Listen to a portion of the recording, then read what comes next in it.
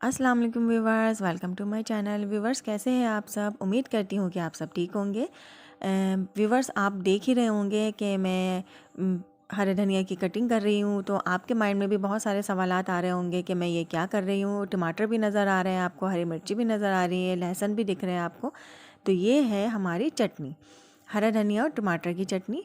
जी हाँ, मैं आज हरा धनिया और टमाटर की चटनी बनाने जा रही हूँ। बहुत ही मज़ेदार और बहुत ही टेस्टी चटनी है ये, बहुत चटपटी चटनी है। इसके लिए मैं लूँगी 5 लहसुन। बड़े वाले साइज़ के होंगे तो 5 लेंगी आप, और अगर छोटी छोटी जैसे देसी लहसुन होते वो आप 10-12 दाने आप वो ले लेंगी। 4 मैं तेज़ वाली हरी मिर्चें लूँगी और 3 छोटे साइज़ की टमाटर लूँगी। मेरे पास छोटे थे तो मैंने 3 ले लिए। साथ में ये मैं एक छोटा सा बंच, जो नॉर्मल बंच होता है जो मार्केट में अवेलेबल होता है, ये मैं हरा धनिया की ले लूँगी। और देखिए फ्रेश हरा धनिया है, आप देख सकते हैं। मेरा दिखाने का मकसद यही है कि ये देखिए कितने फ्रेश हरा धनिया है ये। और जो इनकी जो डंडियाँ, बारीक बारीक सी जो डंडियाँ हैं वो भी बहुत फ्रेश है। देखिए ग्रीन है ये।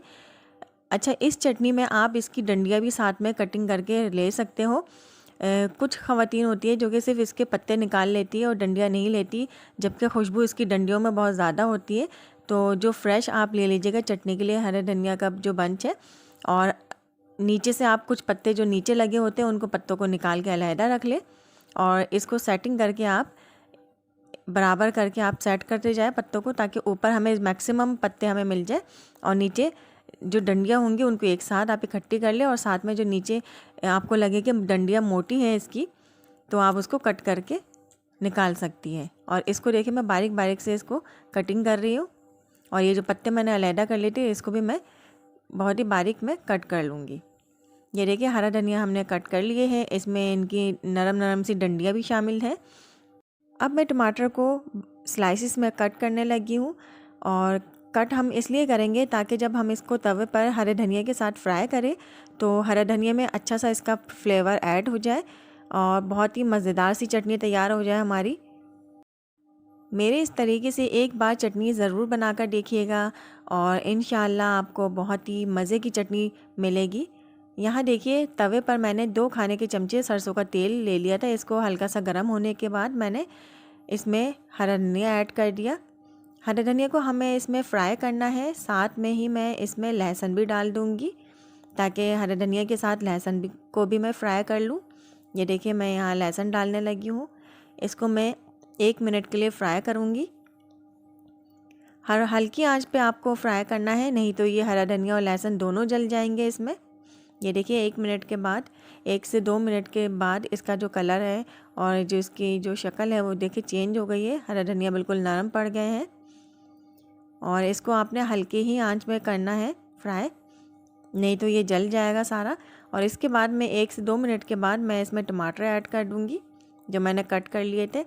और साथ में मैं ये 4 हरी मिर्चें, ये तेज़ वाली हरी मिर्चें हैं। अगर आपके पास तेज़ ना हो तो आप ज़्यादा भी क्वांटिटी रख सकते हो हरी मिर्चों की, बट ये तेज़ हरी मिर्चें हैं तो मैंने सिर्फ 4 ही इसमें ऐड किए हैं।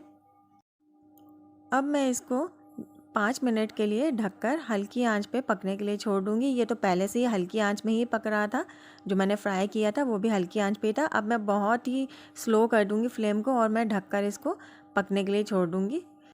5 मिनट हो चुके हैं और अब ये देखिए टमाटर काफ़ी हद तक पक चुका है और हरा धनिया तो पहले से ही पक चुके थे, लेकिन ये देखिए टमाटर भी अब पक गया है। हमें गलाना नहीं है टमाटर को, हमें इतना पकाना है, इतना कुक करना है कि वो चटनी के लिए रेडी हो जाए।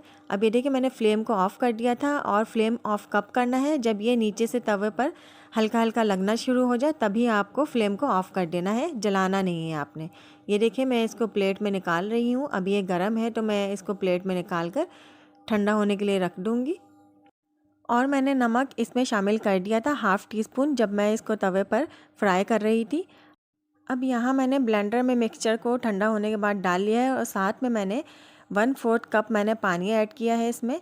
और अब मैं इसको ब्लेंड कर लूँगी अच्छे से ताकि अच्छी सी फाइन सी चटनी हमें मिल जाए। ये देखिए ये ब्लेंड हो चुका है और चटनी हमारी रेडी हो चुकी है। इस जार में चटनी साइड पे बहुत ज़्यादा क्वांटिटी में लगी हुई होगी, तो आपने अच्छे से इसको जार को साफ़ करना है। ये देखिए हमारी मज़ेदार सी और बहुत ही चटपटी सी चटनी तैयार है। उम्मीद करती हूँ कि आपको मेरी वीडियो पसंद आई होगी। अगर मेरी वीडियो पसंद आई है तो लाइक कर दीजिएगा, चैनल को सब्सक्राइब कर दीजिएगा और वीडियो को शेयर करना मत भूलिएगा और बेल आइकन के बटन को लाजमी प्रेस कर दीजिएगा ताकि मेरे हर आने वाली वीडियो आपको सबसे पहले मिल जाए। मज़ेदार सी चटपटी सी चटनी रेडी है जो कि आप चावलों के साथ, रोटी के साथ, चपाती के साथ, नान के साथ एंजॉय कर सकते हैं। अल्लाह हाफ़िज़।